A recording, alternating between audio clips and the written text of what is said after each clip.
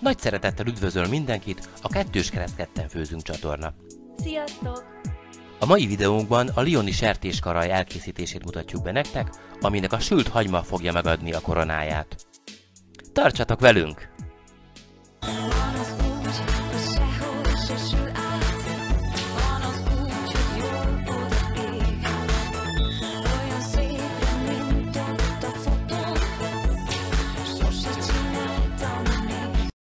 Itt láthatjátok a szükséges hozzávalókat. Ezeket részletesen is fogjuk ismertetni a videóban, illetve a videó leírásában. A karajból 8 szeletre lesz szükségünk, illetve ezekre a zöldségekre.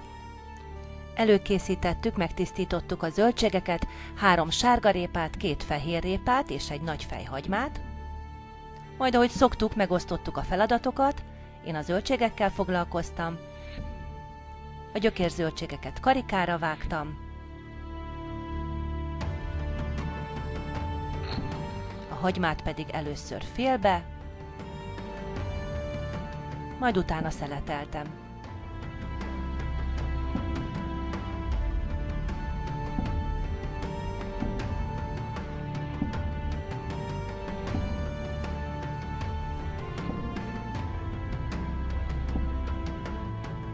Na, én el is készültem a zöldségekkel, úgyhogy átadom a helyem Péternek a konyhában.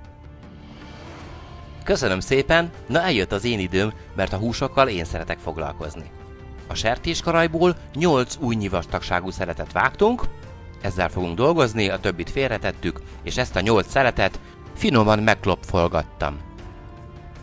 Az így előkészített hússzeleteket aztán mindkét oldalán megsóztam,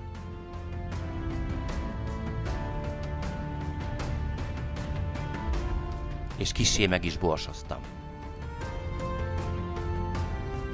Felforrósítottam 1-2 evőkanál zsírt, a hússzeleteket pedig megforgattam a lisztben. Na, ugorhatnak is bele a forró zsírba.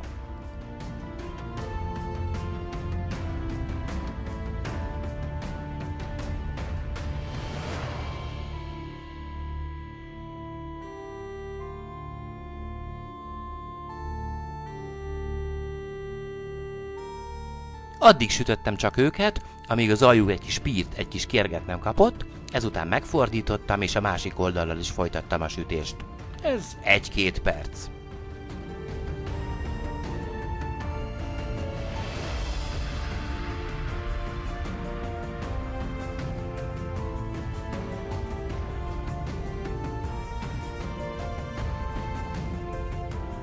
Na gyertek csak ti is!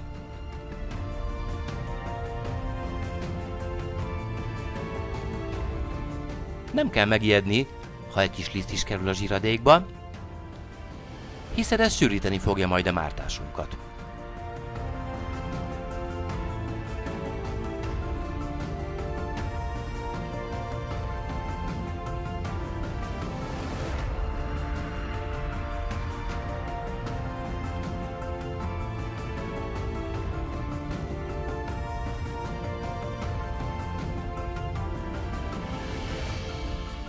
Miután a húsokra kérget pirítottam, kiszedtem őket, és egy folpak alatt várták, hogy újra színre léphessenek. A még forró zsíradékba beleszórtam egy kb. 1 teáskanál köménymagot, ez egész kömény, megvártam, hogy kipattogjanak, és amikor ez megtörtént, ebbe raktam bele a fél karikára vágott hagymát. Nem beleöntöttem, hanem az ujjaimmal igyekeztem száljaira szedni.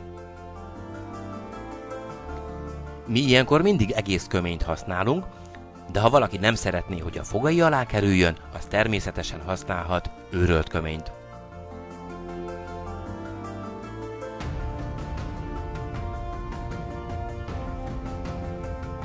A hagymát megfonnyasztottam, hogy ezt a folyamatot felgyorsítsam, meg is hintettem egy nagy csipetnyi sóval.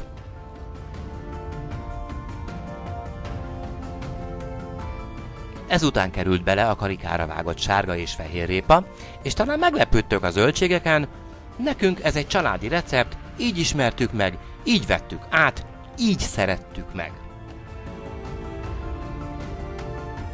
Vissza is kerestük, és F. Nagy Angéla egy régi szakácskönyvében meg is találtuk ezt a változatot.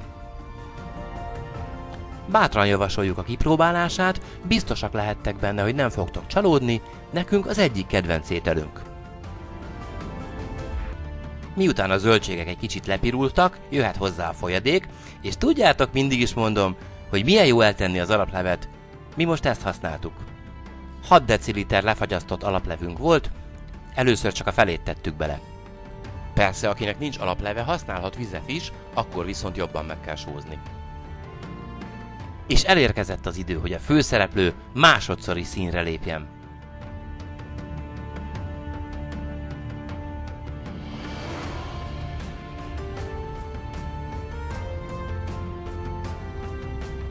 Hozzáadtam a második adag alaplevet, majd rátettem a födőt, hadd puhuljon.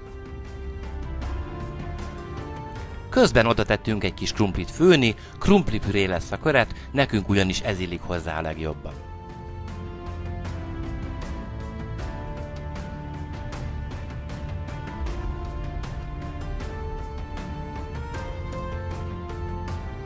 Kicsit elegyengettem a húsokat, majd hozzáadtam 2 deciliter fehérbort, ami a mi receptünk elengedhetetlen hozzávalója.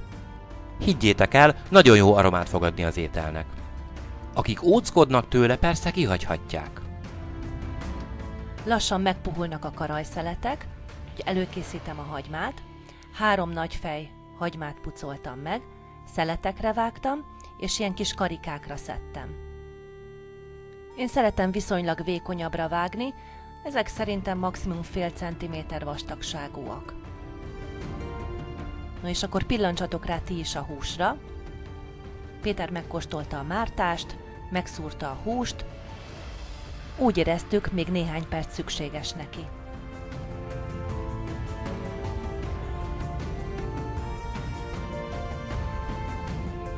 Tényleg már csak annyi kellett.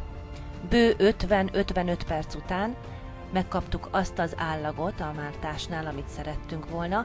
Nézzétek meg, hogy azért elfőtte a levét, a liszt segített egy kicsit a sűrítésnél. Kóstoltuk is persze, a sárgarépa és a fehérrépa adott egy kis édességet neki, a bor egy kis pikánságot, úgyhogy együtt igazi ízorgia lett.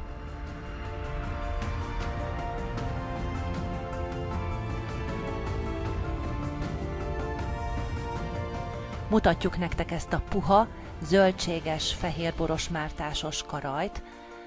Kár, hogy nem tudtok kóstolni, mert nagyon finom.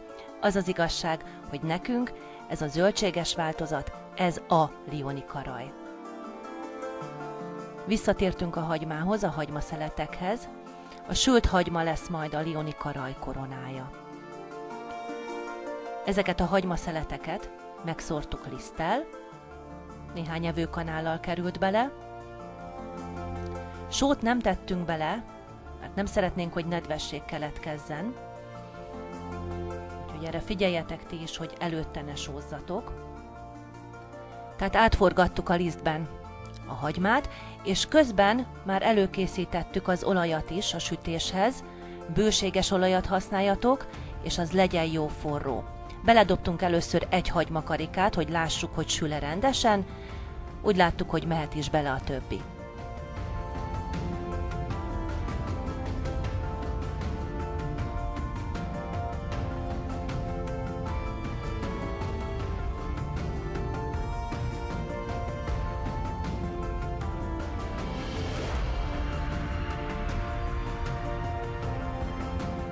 A hagymakarikák sütésére körülbelül 4 órát szánjatok.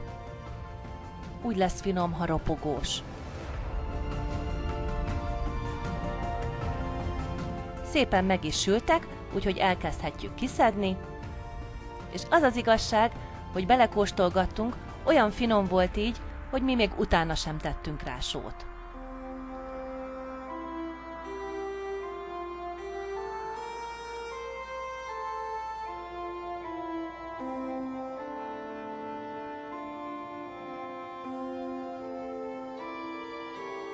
Itt láthatjátok a kitállalt lioni karajt, garantáltan csalódásmentes étel, ami akár egy ünnepi asztalra is kikerülhet.